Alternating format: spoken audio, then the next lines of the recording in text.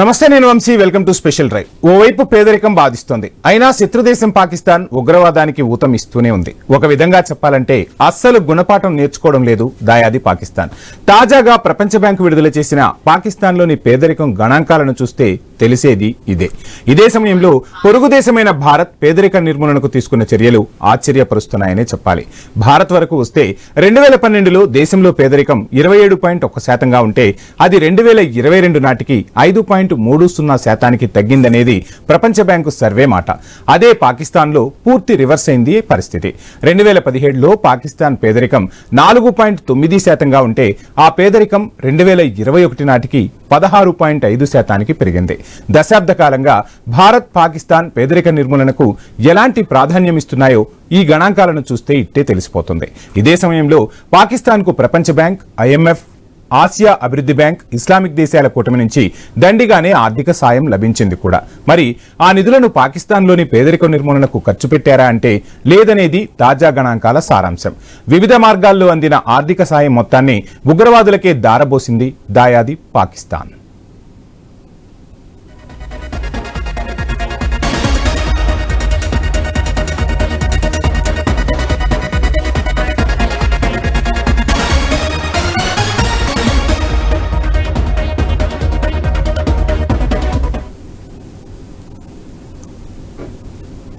Right, మొత్తంగా అయితే పాకిస్తాన్ బుద్ధి మారట్లేదు. ప్రపంచ బ్యాంక్ నుంచి, అదేవిధంగా IMF నుంచి, ఆసియా అభివృద్ధి బ్యాంక్ నుంచి వచ్చిన నిధులనైతే ఉగ్రవాదానికి వాడుతున్నట్లుగా తాజా గణాంకాలు అయితే చెప్తున్నాయి. పేదరికం అయితే విపరీతంగా పాకిస్తాన్లో పెరిగిపోతుంది. రోజు రోజుకి అక్కడి ప్రజలకు నిత్యావసరాలు కూడా అందని పరిస్థితి. నిత్యావసర ధరలకైతే రెక్కలు వచ్చేసాయనే చెప్పాలి. సో ఇదే అంశంపై ఈ రోజు ఐన్యూస్ స్పెషల్ డ్రైవ్ చేపట్టింది. డ్రైవ్ లో మనతో మాట్లాడేందుకు జయరాం గారు, రాజకీయ విశ్లేషకులు సిద్ధంగా ఉన్నారు. జయరాం గారు నమస్తే అండి. జయరాం గారు, ఐఎమ్ ఆడిబుల్? జయరాం గారు, చూస్తున్నాం మొత్తంగా పాకిస్తాన్ లో పేదరికం అనేది పెరుగుతోంది, భారత్ లో తగ్గుతుంది అని చెప్పి ప్రపంచ బ్యాంక్ ఒక నివేదికనైతే విడుదల చేసింది. ఈ నివేదికను ఎలా చూడాలంటారు, ఏం చెప్తారు మొత్తంగా? అంటే ఇక్కడ పాకిస్తాన్ భారతదేశానికి సరే ఒకవైపు చూస్తే డెఫినెట్ గా భారత్ అభివృద్ధి దిశలోనే ఉంది. ఇంకా పాకిస్తాన్ ఫస్ట్ పాకిస్తాన్ విషయం మాట్లాడాలి, తర్వాత భారతదేశం విషయం మాట్లాడాలి. Right sir. సెకండ్ వచ్చేసేమో ప్రపంచం లోపల మనం ఎక్కడున్న విషయం కూడా మాట్లాడుకోవాలి. Right sir. ఈ విషయాలు మాట్లాడితే మనం ఎక్కడున్నాం అనే విషయాన్ని మన రాజకీయ వ్యవస్థకు, మనకు, మన ప్రజానీకానికి అర్థమవుతుంది. నెంబర్ 1 పాకిస్తాన్ కు కావాల్సింది ఏంటి అంటే ఉగ్రవాదము, బెదిరింపులు, దోపిడీలు, ముఖ్యంగా మనకు దేశమైన పాకిస్తాన్ మనం భారత్ ఇబ్బంది పెట్టాలి. దీని మీద ఎక్కువ కాన్సన్ట్రేషన్ చేసి ఎక్కువ నష్టపోతుంది. నెంబర్ 2 వచ్చేసి పాకిస్తాన్ లోపల జనరల్ గా పౌరులు వ్యాపారస్తులుగా మారుతుంటారు, సివిలియన్స్ లోపల వ్యాపారస్తులు. ఇక్కడ దరిద్రం ఏంటి అంటే సివిలియన్స్ కాకుండా పౌర సమాజం మీద బలవంతపు వసూలు చేయడానికి వ్యాపారం చేసుకుని మిలిటరీ వ్యవస్థనే వ్యాపారస్తుగా మారాలి. ఇది ఒక రకమైన ఇబ్బంది. అంటే జయరాం గారు, ఇక్కడ ఇంకో విషయం కూడా మనం మాట్లాడుకోవాలి. అసలు మిలిటరీయే కాదు, అసలు పాకిస్తాన్ పాలనంతా ఉగ్రవాదుల చేతుల్లో ఉందనేది మనకు స్పష్టమవుతోంది తాజా పరిస్థితి. సో మొత్తము వ్యాపారం అంతా దానికి. ఆ వ్యాపారాల్లో ఏంటిది, ఆల్కహాల్, డ్రగ్స్, ఇతర మాదక ద్రవ్యాలు అమ్ముకొని బతికేస్తున్నారు. దాన్ని తీసుకొచ్చేసి ప్రజలను పీడించి పిప్పి చేసేసి దాన్ని తీసుకొచ్చేసి సో ఉగ్రవాదుల మీద కట్టేస్తున్నారు. ఇక నెక్స్ట్ వచ్చి రాజకీయ వ్యవస్థ. సో డిఫరెంట్ గా అక్కడ ఒక దొల్లగా ఉంది. రాజకీయ వ్యవస్థ లోపల పాకు ఉన్నదానికంటే ఉగ్రవాద వ్యవస్థలో పాకుందని చెప్పడం లోపల పెద్ద ఇబ్బంది ఏం లేదు. సో అతిశయోక్తి కాదు. ఇప్పుడు రాజకీయ వ్యవస్థ జనరల్ గా పాకును పరిపాలిస్తుంది అనేదానికంటే ఉగ్రవాదులు పాకును శాసిస్తున్నాయి అని చెప్పడం లోపల సో నేను గర్వపడుతున్నాను. ఇక్కడ పాకిస్తాన్ ఏం చేస్తుంది, ఓన్లీ దెబ్బ కొట్టాలి, ఓన్లీ ఇబ్బంది పెట్టాలి. దీని మీదనే నిర్మితమే. చదువునియాలి, విద్య వైద్యాన్ని చేసి అక్కడ అభివృద్ధి రేటు పెంచాలి, GDP రేటు పెరగాలి, ప్రజల లోపల ఒక నాణ్యమైన క్వాలిటీ లైఫ్ ఇవ్వాలి అనే విషయాన్ని మర్చిపోయింది. అది మర్చిపోయి పూర్తిగా అలాంటి ధోరణికి చేరింది. సో ఇది పాకిస్తాన్ కు ఎప్పుడు పెనుముప్పులాగా ఉన్నది. పాకిస్తాన్ లో ఉన్న టెర్రరిజము, ఆ టెర్రరిజాన్ని కనుక పాకిస్తాన్ ఇప్పటికైనా రూపుమాపకపోతే రానున్న రోజుల్లో పౌరులు ప్రభుత్వం పైన తిరుగుబాటే కాదు, అక్కడ టెర్రరిస్టులను పౌరులే సో ఆడుకుంటారు. అంటే ఎవరైనా కూడా ఆకలితో ఎన్ని రోజులు అలమటిస్తుంటారు, ఎన్ని రోజులు వలసలు వెళ్తుంటారు, ఎన్ని రోజులు ఇబ్బంది పడుతుంటారు, ఎన్ని రోజులు సో చిన్న పసిబిడ్డల మరణాలు చూస్తుంటారు. ఇవన్నీ పేదరికంతో బాధిస్తున్నప్పుడు ఉగ్రవాదం ఖచ్చితంగా తిరుగుబాటు రావాలి సార్. ఆ తిరుగుబాటు వస్తేనే ఈ ఉగ్రవాదులకు కూడా బుద్ధి వస్తుంది. సివిలియన్ తిరుగుబాటు అనేది పాకిస్తాన్ లో త్వరలో వస్తుంది అనడం లోపల పెద్ద విషయమేం కాదు, షార్ట్లీ అలాగే ఉంది. నెక్స్ట్ భారత్ ఏంటంటే మనం పాకిస్తాన్ కి పోల్చుకోవడం కాదు, ప్రపంచ దేశాల లోపల భారత్ అతి పెద్ద 2వ సెకండ్ దేశం. ఇంత పెద్ద దేశం లోపల మన దగ్గర ఖనిజ సంపద ఉంది, వనరులు ఉన్నాయి, విద్యాబుద్ధులు ఉన్నాయి, సర్వం ఉన్నాయి. అయినా కూడా కొంతమంది పెట్టుబడిదారి వ్యవస్థ లోపల ఈ రోజు భారతదేశం ఒక 2-3 చేతిలోనే ఈ రోజు ధనం ఉన్నది. అలాంటిది కాకుండా ఈ రోజు అందరికి సెంట్రలైజ్ చేసి బ్యాంకుల ద్వారా సెంట్రలైజ్ చేసి కొత్తగా నూతన చట్టాలను కనుక ఉపయోగించేసి కొత్త వ్యాపారస్తులను తీసుకొస్తే భారత్ కు ఇంకా బెటర్ గా ఉంటుంది. జయరాం గారు ఇక్కడ ఒక విషయాన్ని మనం మాట్లాడుకోవాలి. ప్రతి 5 సంవత్సరాలకు ఒకసారి ప్రభుత్వాలు మారుతున్నాయి, బడ్జెట్లు మారుతున్నాయి, అంతా మారుతుంది. ఇక్కడ లెక్కలు చూస్తే మీరు అన్నట్టు ఆ ఇద్దరు ముగ్గురు ఎవరైతే పెట్టుబడిదారులు ఉన్నారో వాళ్ళ ఆస్తులు 5 10 పెరుగుతున్నాయి, కానీ సామాన్య మధ్యతరగతి ప్రజల పరిస్థితి మాత్రం ఎటువంటి మార్పు లేదనేది స్పష్టంగా మనం చూస్తున్న పరిస్థితి. ఏమంటారు? అది 100% కరెక్ట్. అదే చెప్తున్నాను. మనం ఒక పాకిస్తాన్ ని చూసుకొని జబ్బలు ధరుచుకోవడం కాదు. ఈ రోజు భారత సంపద అంతా ఎవరి చేతిలో ఉంది? నిజంగా ప్రజల చేతిలో ఉందా? ఈ రోజు భారత్ లోపల విద్యా వైద్యము ఎంత కాస్ట్లీ అయిపోతుంది. ఈ రోజు ప్రైవేటు పరమైన తర్వాత నిరుపేదలకు విద్య కొనుక్కోవాల్సి వస్తుంది, చదువుకోవడం కాదు. మేమైతే చదువుకున్నాం, కానీ ఇప్పుడు విద్యార్థులు చదువును కొనుక్కుంటున్నారు. కొనుక్కోవడానికి ఎంత డిఫరెన్స్ ఉందో ఆ బాధపడుతున్న తల్లిదండ్రులను అడిగితే చాలా క్లియర్ గా చెప్తుంటారు. ఆ విధంగా కాకుండా ఇక్కడ ప్రజలకు ఉపయోగపడే విధంగా, ప్రజలకు ఎలాంటి ఇబ్బంది లేకుండా చేస్తే బాగుంటుంది అనేది నా సలహా. Right sir. సార్ మనతో పాటు ఉప్పాల లక్ష్మణ్ గారు జాయిన్ అయ్యారు. నేను మళ్ళీ మీకు టైం ఇస్తాను. లక్ష్మణ్ గారు నమస్కారం అండి. లక్ష్మణ్ గారు నమస్కారం అండి. సార్ నా వాయిస్ వినపడుతుందా సార్? సార్ చూస్తున్నాం, ఒకవైపు పేదరికం పాకిస్తాన్ని బాధిస్తున్న ఉగ్రమూకలకు ఆ వచ్చిన నిధులన్నీ ఖర్చు పెడుతున్నారు, అది పాకిస్తాన్ కి సంబంధించి. ఇక భారత్ కి చూస్తే ప్రపంచ బ్యాంక్ ఇచ్చిన రిపోర్ట్ ని చూస్తే మొత్తంగా భారత్ అయితే అభివృద్ధి చెందుతుంది అంటున్నా, ఎక్కడో మనం కింది స్థాయిలో క్షేత్రస్థాయిలో ఆ గణాంకాలను పరిశీలించిన పరిస్థితులను మన కళ్ళారా చూసినా అంతగా మార్పు రాని పరిస్థితి. ఏం చెప్తారు సార్? అంటే మనకి బిలో పావర్టీ శాతం తగ్గుతూ వస్తున్నది. ఒకప్పుడు ఉన్నటువంటి పర్సెంటేజ్ ఇవాళ లేదు. కాకపోతే ఏంటంటే మీరు అన్నట్టు ఇంకా ప్రత్యేకించి వైద్యము, విద్య ఈ రెండు కూడా సామాన్య పౌరులకి, పేద పౌరులకి సులభంగా అందే విధంగా చట్టాలు రావాలి.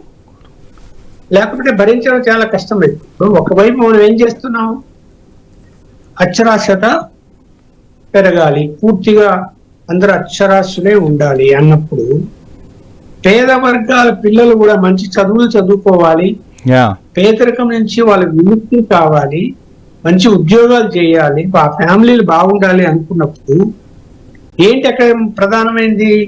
చదువు. ఆ పిల్లలకి చదువు చెప్పించే స్తోమత లేక వాళ్ళు ఇతర పనులకు పంపిస్తున్నారు. అవునా? అది ఫ్యాక్ట్.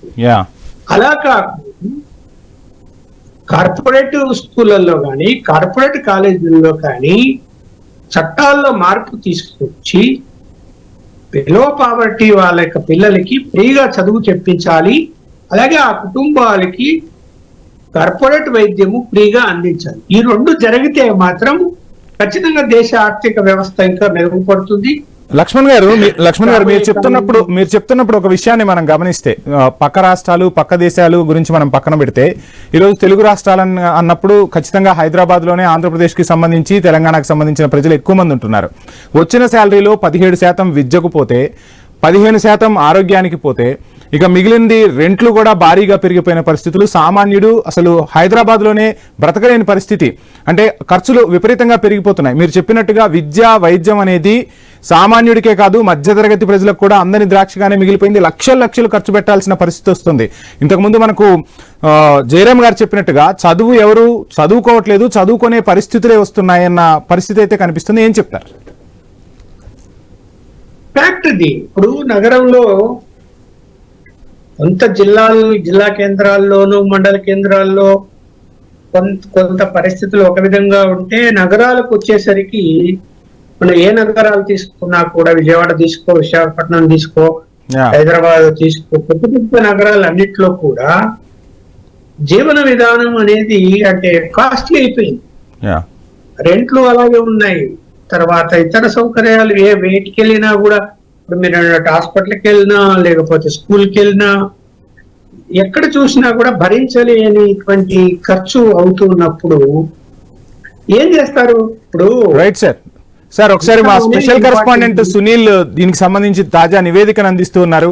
సునీల్, మొత్తంగా చూస్తున్నాం పేదరికం ఒకవైపు బాధిస్తుంటే పాకిస్తాన్ ఏమో ఆ వచ్చిన నిధులను కూడా ఉగ్రవాదానికి ఇస్తుంది.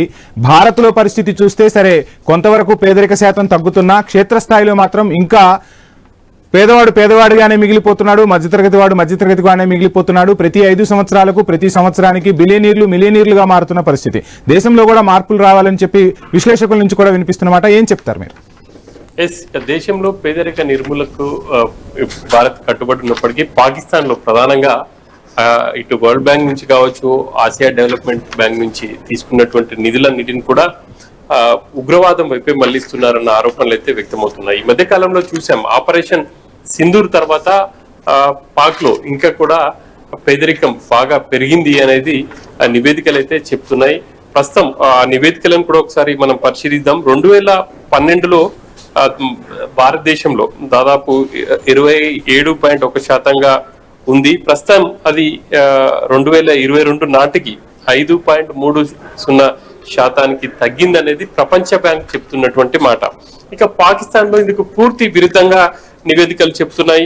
2017లో పాకిస్తాన్ లో పేదరికం 4.9% ఉంటే ఇప్పుడు ఆ పేదరికం శాతం 2021 నాటికి 16.5% పెరిగిందనేది నివేదికలు చెప్తున్నాయి.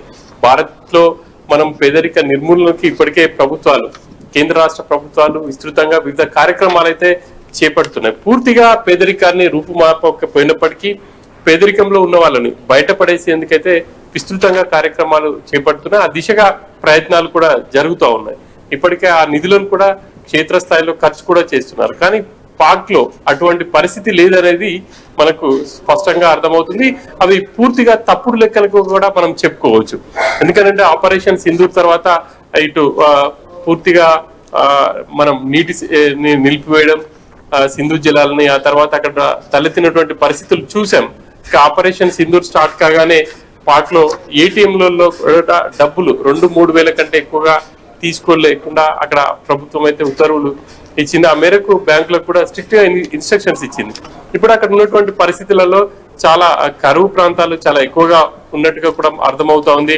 కానీ అక్కడ ఒకవైపు కరువు ప్రాంతాలని దృష్టిలో పెట్టుకుని మరి ప్రపంచ దేశాలకు నిధులు అడగాలి. కానీ అక్కడ అటువంటి పరిస్థితి లేకుండా అభివృద్ధి కోసం నిధులు తీసుకొని పూర్తిగా వాళ్ళ వైపు ఖర్చు చేయకుండా ఇటు ఉగ్రవాదానికి మళ్లిస్తున్నారన్నదైతే ఆరోపణలు వస్తున్నాయి. ప్రధానంగా ఈ విషయాన్ని భారత్ ప్రపంచ దేశాలకు తెలిపే ప్రయత్నం చేసింది. ఇప్పటికే మోడీ కొంతమంది ఎంపీలను వివిధ దేశాలకు కూడా ఆపరేషన్ సింధూర్ కి సంబంధించి కావచ్చు, పాకిస్తాన్ లో ఉన్నటువంటి పేదరికం, ప్రస్తుతం వరల్డ్ బ్యాంక్ సంబంధించినటువంటి నివేదికలు, వీటన్నిటిని బహిర్గతం చేసే ప్రయత్నం చేసింది. కానీ పాక్ మాత్రం తన బుద్ధి మార్చుకోవట్లేదు. ఇప్పుడు తాజాగా ఆపరేషన్ సింధూర్ జరుగుతున్నటువంటి సమయంలో కూడా ఇటు ఆసియా డెవలప్మెంట్ బ్యాంక్ నుంచి భారీగా నిధులు తీసుకుంది. కానీ వాటిని పేదరికం వరకు ఏ మేరకు ఖర్చు చేస్తుంది అనేది చూడాలి. ఇప్పటికీ కూడా అక్కడ పేదరికానికి సంబంధించి అయితే తీవ్ర స్థాయిలో విమర్శలు అయితే వ్యక్తమవుతా ఉన్నాయి. పూర్తిగా ఉగ్రవాదానికే ఈ నిధులు మళ్లిస్తున్నారు అనేది పాకిస్తాన్ పై ఉన్నటువంటి ప్రధాన ఆరోపణ. అక్కడ ఉగ్రవాద కేంద్రాలకు ఈ నిధులు మళ్లించి అక్కడ ఈ ప్రపంచ దేశాలకు, ప్రధానంగా భారత్ వైపే కాకుండా ప్రపంచ దేశాలకు కూడా పాక్ ఉగ్రవాద కేంద్రంగా తయారైంది అని చెప్పేసి అయితే భారత్ ఆరోపిస్తుంది. ఇక ఆ విషయాన్ని కూడా ప్రూవ్ చేసింది. అయినప్పటికీ ఇటు వరల్డ్ బ్యాంక్ మరి పాక్ కి ఆ విధంగా నిధులు మళ్లించడంపై అయితే విమర్శలు వస్తున్నాయి. ఇక ప్రపంచ దేశాలు కూడా ఆ దిశగా దృష్టి సారిస్తే మంచిది. Right, thank you Sunil sir. మొత్తంగా చూస్తున్నాం జయరాం గారు, ఎక్కడికక్కడ పరిస్థితులు ఇటు మారుతూ ఉన్నప్పటికీ పేదరికం వైపు అయితే పాక్ రోజు రోజుకు వెళ్ళిపోతుంది, పేదరికపు అంచులకు వెళ్ళిపోయింది. మీరు అన్నట్టుగా అక్కడ ప్రజల్లో తిరుగుబాటు కూడా త్వరలోనే వచ్చే అవకాశాలు అక్కడ కనిపిస్తున్నాయి. సో ఎలా చూడాలంటారు మొత్తంగా పాకిస్తాన్ పరిస్థితిని ఇప్పుడు?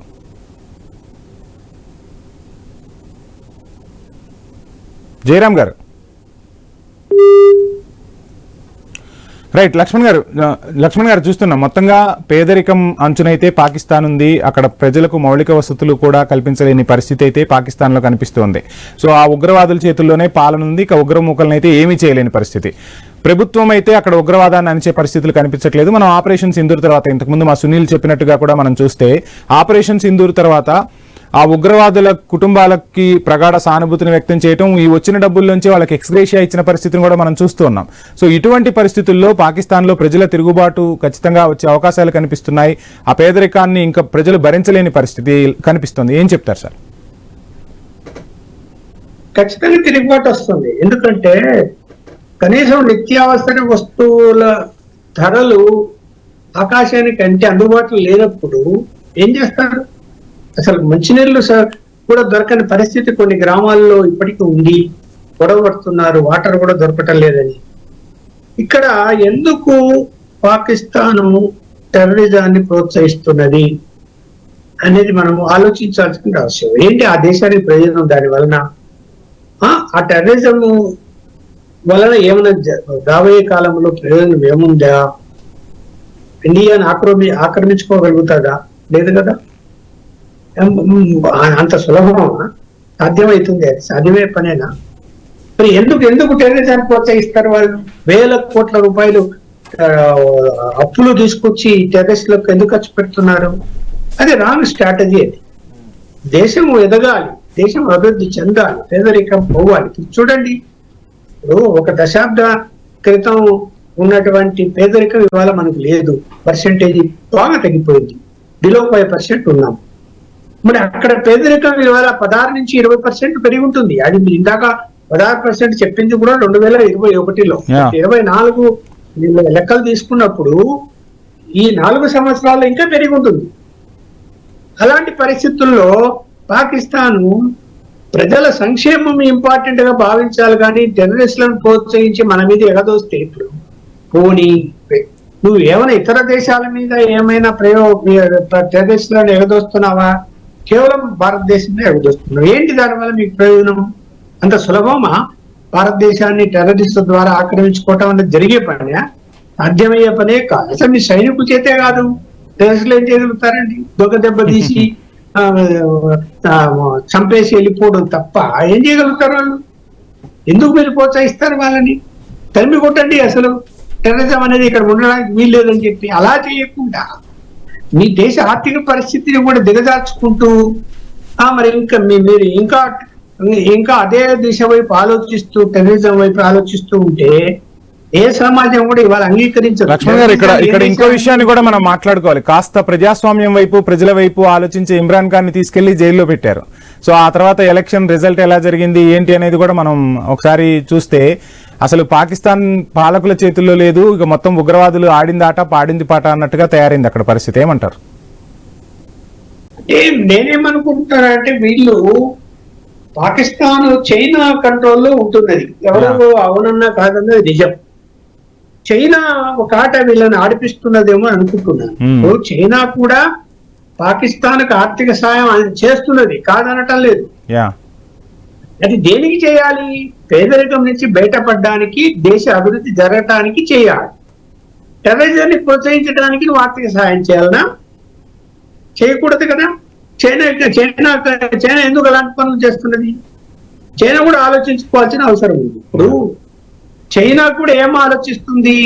చూడు, ఇక్కడ ప్రత్యక్షంగానే మీరు నిధులు సహాయం చేస్తూ పరోక్షంగా నువ్వు భారతదేశం మీద యుద్ధానికి నువ్వు సహకరిస్తే చైనాకు వచ్చే లాభం ఏంటి? చైనా ఒకటే కాదు చైనా, ఇండియా లక్ష్మణ్ గారు, చైనా ఒకటే కాదు, మొన్న ఒక కమిటీ వేశారు, మీకు కూడా ఐడియా ఉండే ఉంటుంది, ఉగ్రవాద నిరోధక కమిటీ అని వేసి ఆ ఉగ్రవాద నిరోధక కమిటీకి పాకిస్తాన్ కు చెందిన వ్యక్తుల్ని వైస్ చైర్మన్ గా వేసిన పరిస్థితి. అంటే దొంగ చేతికే తాళాలు ఇచ్చారు. సో ఇటు అమెరికా కూడా ఇండైరెక్ట్ గా సపోర్ట్ చేస్తున్న పరిస్థితే కనిపిస్తోంది. అంటే అమెరికా అంత బహిరంగంగాను సపోర్ట్ చేస్తున్నది నేను అనుకోవటం లేదు. కాకపోతే గేమ్ ఆడుతుంది అమెరికా. ఎంత గేమ్ ఆడినా కూడా అంత ఈజీగా మన మీద, భారతదేశం మీద ఎదురు దాడి చేసే పరిస్థితి ఉండకపోవచ్చు. ఆ టైం వాళ్ళకు ఉన్నది అమెరికా. ఎందుకంటే దాని వలన మొత్తము ఫైనల్ గా భారత్ లో ఎటువంటి మార్పు రావాలంటారు? ఇంకా మనకు టైం కూడా అయిపోయింది. భారతీయులు ఇంకా ఇప్పుడు మనం అన్ని రంగాల్లో ముందుకు వెళ్తున్నాము. ఇంకా మార్పు అనేది రావాలంటే ఈ ఏదైతే 5% పేదరికం ఉందో అది పోవాలి. అది పోవాలి అంటే నేను చెప్పింది ఇదే, 2 విద్య వైద్యం అనేది ఉచితంగా రావాలి పేద వర్గాలకి. అందరికీ అని చెప్పడం లేదు.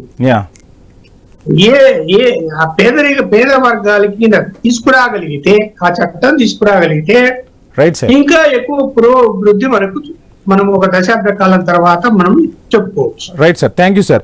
చర్చలో పాల్గొన్న ఉప్పల లక్ష్మణ్ గారికి, జయరాం గారికి ప్రత్యేక ధన్యవాదాలు. మొత్తంగా భారతదేశం అభివృద్ధి వైపు అడుగులు వేస్తోంది. ఇక పేదరిక నిర్మూలన దిశగా చాలా దగ్గరకైతే చేరుకున్నాం. ఆ కొద్ది దూరాన్ని కూడా భారత్ అధిగమించబోతుంది రానున్న రోజుల్లో అనేది తాజా గణాంకాలు చూస్తే స్పష్టమవుతుంది. సో